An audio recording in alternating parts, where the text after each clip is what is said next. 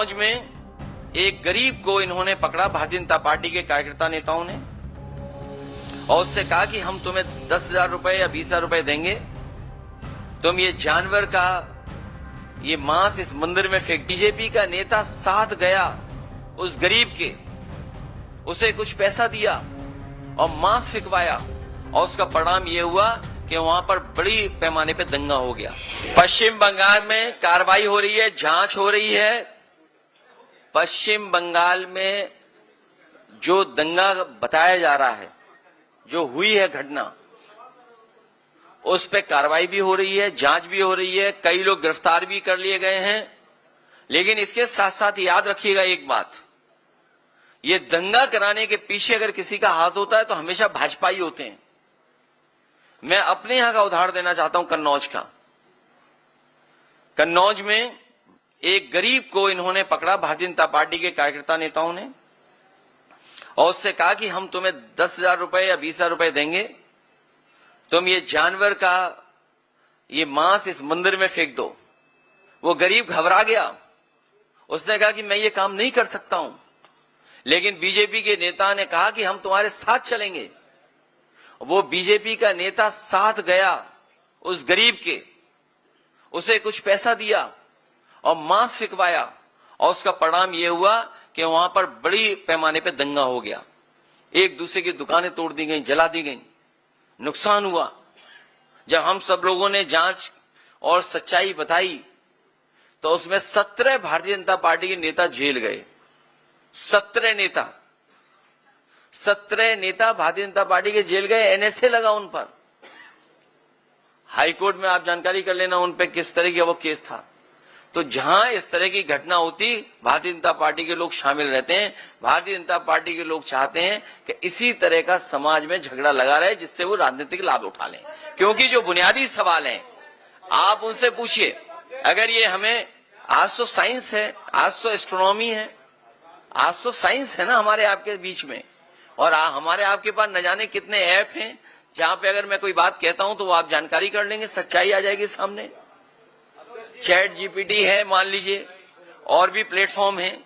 आप मुझे बताइए, ये जो कुंभ में ये फैलाया गया था, कितने वर्ष वाला फैलाया था, कितने वर्षों बाद हो रहा है, बताइए कहां से ये लेकर के आए थे।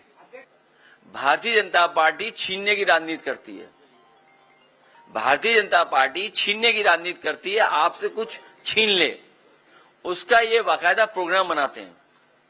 पहले नोटबंदी किया इन्होंने, हमें आपको भरोसा दिलाया कि नोटबंदी से भ्रष्टाचार खत्म हो जाएगा, आतंकवाद खत्म हो जाएगा, हमारी अर्थव्यवस्था अच्छी हो जाएगी। क्या वो परिणाम आ रहे हैं?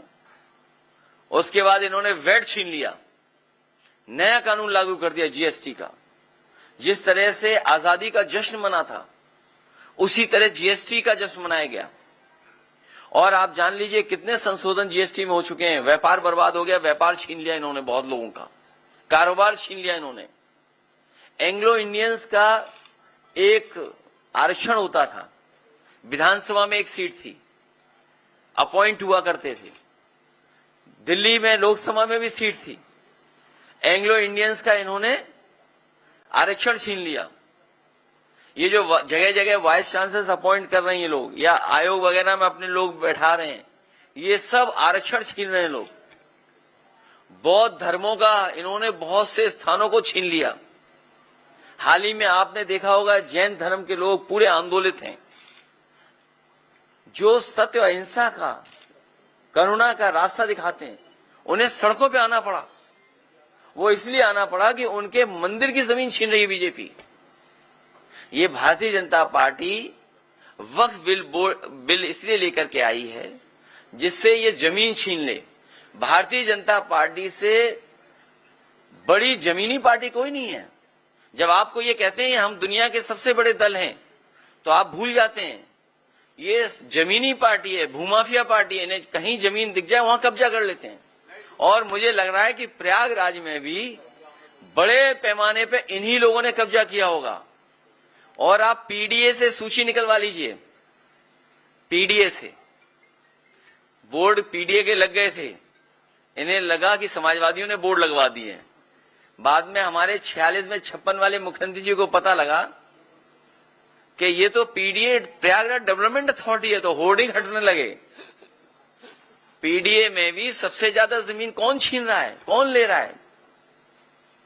ये भूमाफिया पार्टी है भारतीय जनता पार्टी। इन्होंने तालाब, सरकारी जमीन, झगड़े की जमीन, पुलिस के दबाव को बना करके, और बहुत सारे जो यहां पर घटनाएं हुई हैं, बहुत सारी प्रयागराज की जो घटनाएं हुई हैं, अंतर्राष्ट्रीय स्तर पे, देश के स्तर पे जब कभी भी सच्चाई आएगी सामने, तो ये भारतीय जनता पार्टी के भूमाफिया नेता और उनके लोग ही निकलेंगे। बीजेपी के सांसद हैं, उन्होंने ये कहा है कि देश में जो धार्मिक उन्माद फैल रहा है, इसके लिए सुप्रीम कोर्ट जिम्मेदार है। हालांकि बीजेपी ने इससे किनारा कर लिया उनके बयान से, उनका अपना निजी बयान बताया।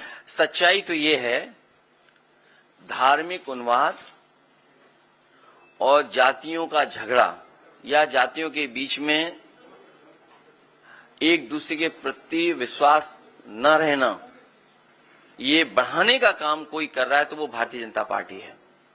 भारतीय जनता पार्टी समय समय पर किस तरीके से डिवाइड एंड रूल कर सकें, समाज में कैसे डिवीजन करें, कभी धर्म के नाम पे डिवाइड करना, कभी जाति के आधार पे डिवाइड करना, ये भारतीय जनता पार्टी के लोगों का बहुत ही वेल प्लान्ड प्रोग्राम चलता है।